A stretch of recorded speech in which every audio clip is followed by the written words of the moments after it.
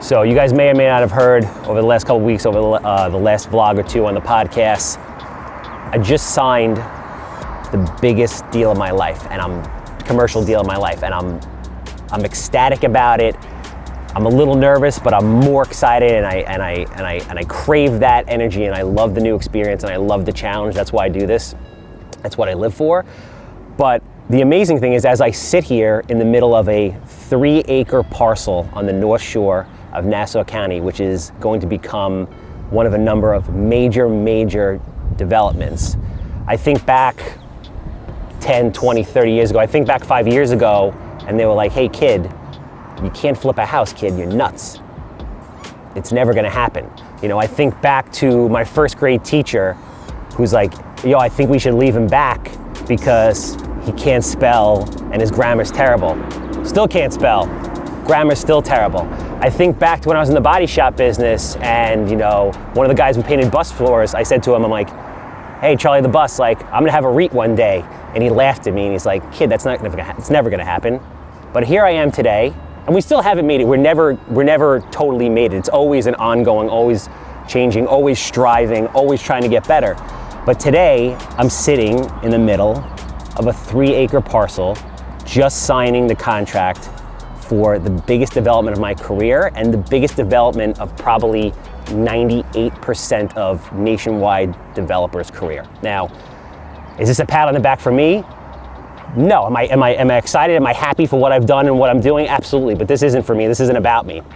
This is about you, all you people out there, everybody that's out there that's like, hey, listen, I want to do something great, because we're all capable of greatness, right?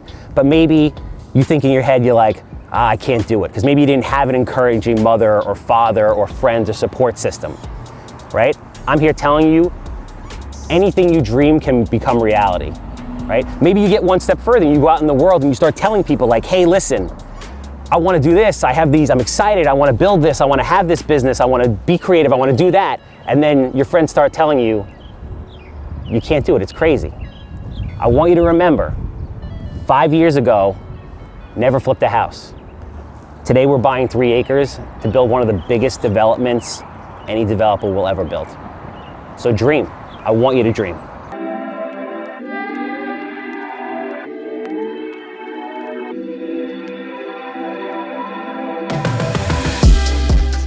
So I want to give everybody a little update of the trials and tribulations of going through the development process, right? In real time of like what's really going on. So our project in North Massapequa got a beautiful lot, 25,500 square feet.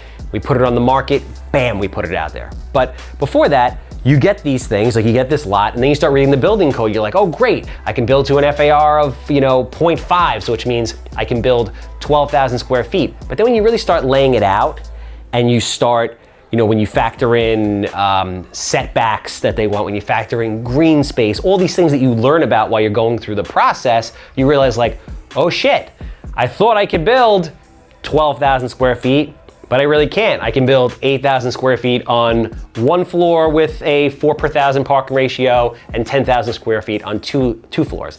Then you put it out there, you start getting feedback from the medical industry, from the brokers, and they're like, hey, listen, we don't want 2 stories. We don't want people to go up. We're like, shit.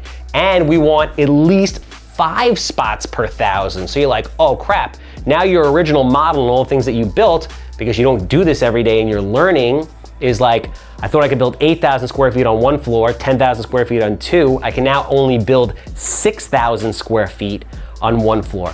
Does this make sense? Does the deals make sense? What else can I do? Can I buy a neighboring lot and use it for parking? What do we project that they were gonna pay us per square foot? And now what are they actually offering, or what is the market saying today? Because this stuff changes all the time.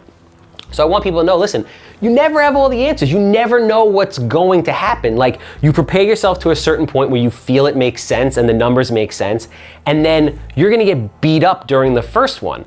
The most important thing during the first deal is to get it done in a profitable way that doesn't get you hurt. You don't have to maximize every cent. You're gonna spend more than you will on your 10th deal. You're not gonna be as smart, but this is part of the learning process. But if you never put yourself in this situation, you're never gonna be able to refine it and you're never gonna learn. So this is real life, what's going on day to day, 5 per thousand. Equate that to memory.